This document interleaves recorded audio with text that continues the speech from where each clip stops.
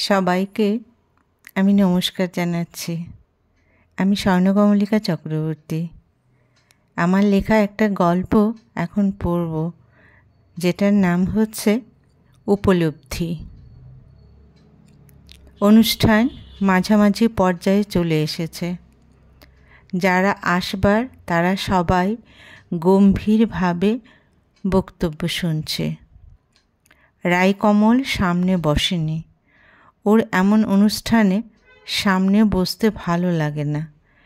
পিছনে বসলে মানুষের যাওয়া আসা, সামনের কথাবার্তা একটু একটু শোনা যায়। ওর বেশ ভালো লাগে এই পরিবেশ। নিজেকে একটু আড়ালে রাখা, আবার সব নজরে পড়া, এটাই তো মজা। হঠাৎ ওর চোখ আটকে গেল। অচেনা একজন ঢুকছে। কিন্তু এ কি সাজসজ্জা! সে বক্তব্য শুনবে কি? হা হয়ে দেখতে লাগলো। ওর কাছে ভালো লাগলো না। শহরের প্রথিতযশা ব্যক্তিত্ব সব আজ এখানে মিলিত হয়েছে। সাম্প্রতিক সাহিত্য নিয়ে আলোচনা। রায়কমল সাহিত্যের অনুরাগী। সে চেষ্টা করে এমন অনুষ্ঠানে যোগদান করতে, কারণ অনেক কিছু সে জানে না, আলোচনার মাধ্যমে সে শিখতে পারে। কিন্তু এখন যে ওর মাথায় কিছু ঢুকছে না, সে যে তাকিয়েই আছে। এমন অনুষ্ঠান, অথচ নিজেকে সম্পূর্ণ অন্যরকমভাবে মহিলা সজ্জিত করে এসেছেন। সে কি জিজ্ঞেস করবে?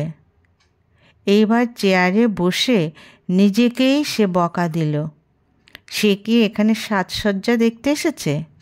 এত সুন্দর বক্তব্য চলছে, আর এদিকে ওর নজরে নেই। কিন্তু এমন এবার কেন হলো? ওকে আবার আগের মতো হতে হবে। সে বক্তার বক্তব্য শুনতে লাগলো। রায়কমলের মনটা আজ সকাল থেকেই খুশি খুশি। মাঝে মাঝে কেন জানি মনে হয় দিনটা খুব ভালো কাটবে। কেন কাটবে, কি করে কাটবে, কিছুই জানা নেই। তবু ভালো কাটবে এই আশাতে সে পেপারটা হাতে নিয়ে চায়ের কাপে চুমুক দিল।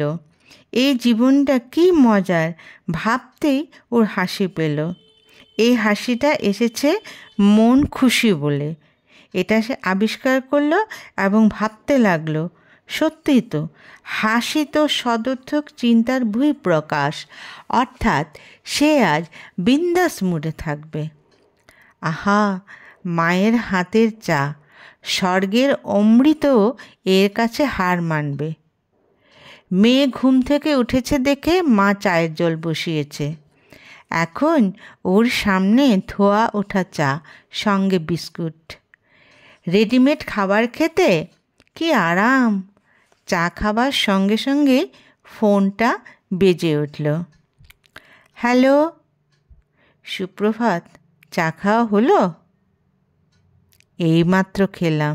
কি ব্যাপার, এত সকাল সকাল ফোন করলে? ম্যাডাম, এত সকাল নয়, 7:30 বাজে। অবশ্য তুমি কিছুক্ষণ আগে উঠেছ, তোমার সকাল তো তখন থেকে শুরু হয়েছে, তাই না? ভদ্রাস্য, আমি আজ বিন্দাস মুডে আছি। সব কিছু ভীষণ ভালো লাগছে। আবার তুমি এখন ফোন করলে। আজ আমার দিনটা খুব ভালো কাটবে। রাই, সত্যি তুমি ভবিষ্যৎ দ্রষ্টা। শোনো, আজ আইনক্সে আমাদের দুজনের জন্য সিনেমার টিকিট কেটেছি। তুমি 5:30টার সময় চলে এসো।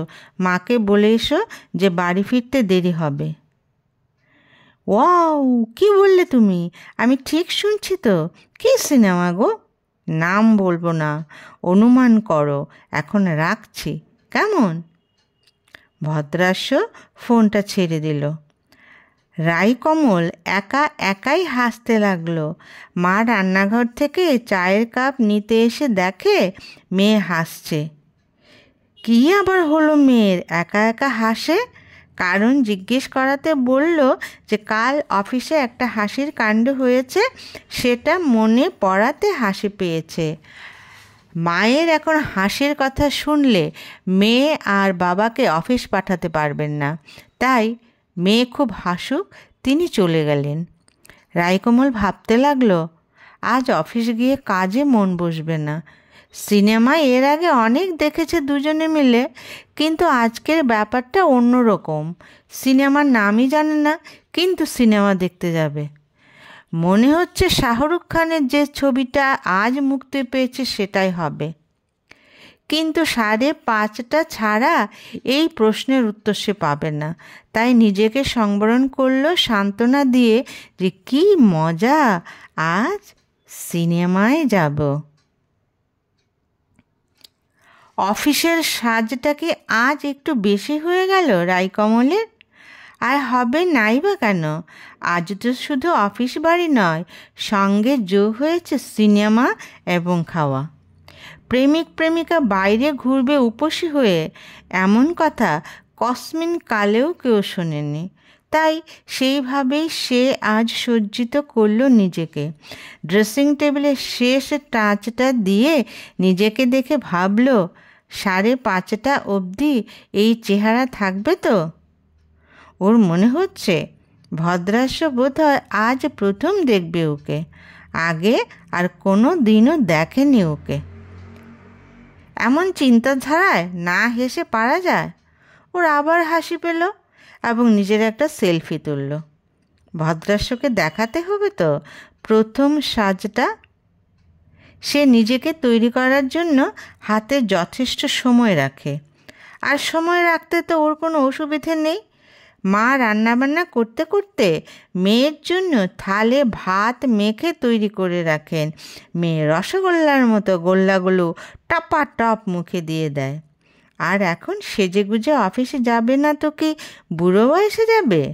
তাই সাজ ও নিয়মিত, বিশেষ দিনে একটু বেশি, যেমন আজ। অফিস থেকে বেরিয়ে ঠিক 5:20 পৌঁছে গেল সে। ভদ্রাস্য তখনও আসেনি।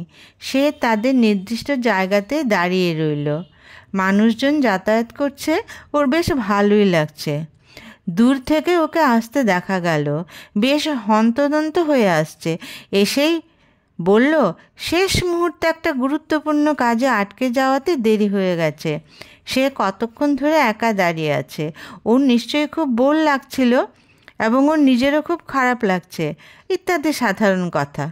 রাইকমল হেসে জবাব দিল, এটাকে নিয়ম যে প্রেমিককে আগে পৌঁছতে হবে, কারণ প্রেমিকা আর বাকি সব কাজ একা একা করতে পারে, শুধু প্রেমিকের জন্য একা দাঁড়াতে পারে না। রাই বলল যে সে তো এতক্ষণ মজা করে দাঁড়িয়ে দাঁড়িয়ে মানুষ দেখছিল, ওর তো ভালোই লাগছিল। এইবার ভদ্রাস্য খুশি হইল এবং বলল, চলো হলে ঢুকে পড়ি। রাইকমলের ধারণাটা সঠিক ছিল। যে সিনেমাটা আজ মুক্তি পেল সেটাই দেখার ইচ্ছে ছিল ছবিটা, তবে প্রথম দিন হবে সেটা সে ভাবেনি। ওর হাতে হাত লাগিয়ে সে সিনেমা দেখতে লাগলো। ভালোই লাগছে সিনেমাটা, হিট করার মতো ছবি বটে। সিনেমা হলে কথা বলা চলে না, হাসির দৃশ্যে হাসা যায়, আর ব্রেকে একটু পপকর্ন খাওয়া, ব্যাস এইটুকুই। সিনেমা শেষ, পেছনেই খুব ভালো একটা রেস্তোরাঁ রয়েছে। ওরা গিয়ে একটা টেবিলে বসলো। ভদ্রাস্য খাবারের অর্ডার দিল। যত দেরিতে খাবার আসবে তত তাদের ভালো, কারণ মজা করে গল্প করা যাবে। ভদ্রাস্য, সিনেমা দেখানোর জন্য ধন্যবাদ। খালি মুখে ধন্যবাদ? আর কিছু না? আর কি দেবো বলো তো? খাবারের বিলটা আমি দেব, হয়েছে? রাই, হাসালে তুমি। আমি কি বিল দেবার কথা বলেছি? তবে কি দেব বলো তো? রাই, জানো না তুমি? না, জানি না। উফ, তুমি কবে যে ছেলে মানুষই ছাড়বে? এতদিন চাকরি করছো, আর কতদিন আমাকে ঝুলিয়ে রাখবে? আরে এটাই তো মজার। মজা? কিসের মজা? শোনো, আমি সকালবেলা ঘুম থেকে ওঠার পর মা চা করে দেয়। অফিস আসার সময় মা ভাত মেখে খাইয়ে দেয়। আমার সব কাজ মা করে দেয়। বিয়ে করলে বউ ভাতের পর দিনই বলবে সবার জন্য চা করো, এই করো, সেই করো। দরকার নেই বাবা বিয়ে করে, প্রেম করছি, বিন্দাস আছি। বুঝেছ? বয়সে যে দিন দিন বাড়ছে, বুঝতে পারছ? আরে এখন দেখো তো আমরা কত ঘুরি, খাই, রোমান্টিক কথা বলি। বিয়ে হলে তো কেবল ঝগড়া করব। রাই অন্য কিছু করবে না?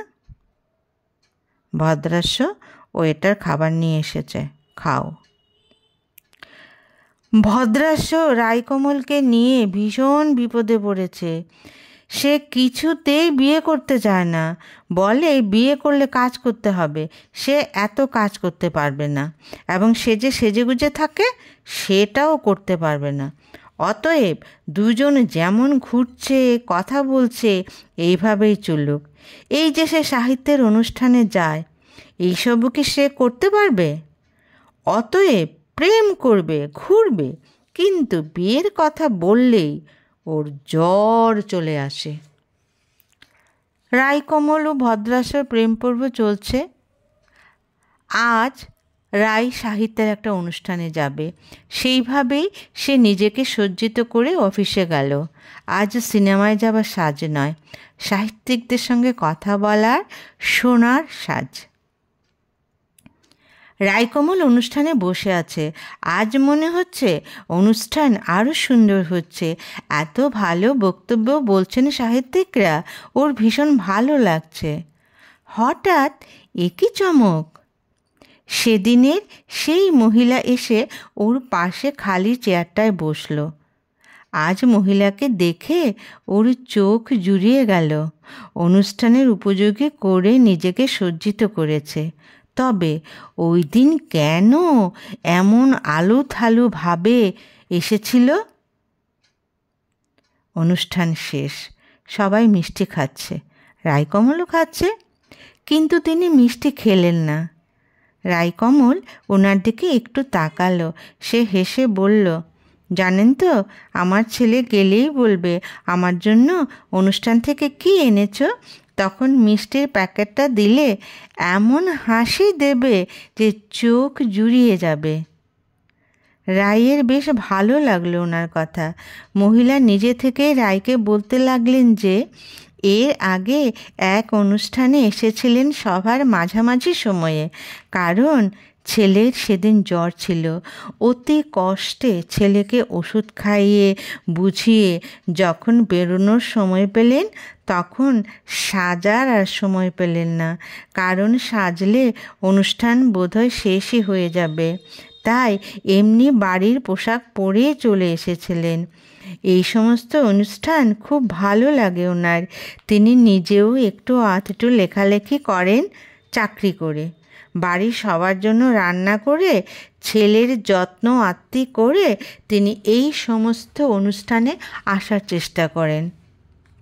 একটু হাসি দিয়ে মহিলা চলে গেলেন। রায়কমল অবাক বিস্ময়ে মহিলার যাওয়া দেখল। সে নিজেকে কেমন যেন অপরাধী মনে করতে লাগলো। সে শুধু চাকরি করে, কাজ করার জন্য সে বিয়ে করতে চায় না। আর মহিলা সমস্ত কিছু করে এই সমস্ত অনুষ্ঠানে আসছে। ওই দিন সব গুছিয়ে মাঝামাঝি সময়ে তিনি এসেছিলেন। সামনে যা শাড়ি ছিল সেটা পরেই চলে এসেছেন। আর সে কিনা কত কিছু ভেবে নিয়েছে। ভদ্রাস্য কতদিন ধরে বলছে বিয়ের কথা, সে রায়কে কাছে পেতে চায়, রায় পাত্তাই দিচ্ছে না। এই মহিলা যেন রায়কমলের চোখ খুলে দিল। সে আর ভদ্রাস্যকে কষ্ট দেবে না। বাড়ি গিয়েই ওকে ফোন করে বলে বসবে, এই আমি রাজি, কবে আসবে বিয়ে করতে, পরে ধুতি পাঞ্জাবি। নমস্কার।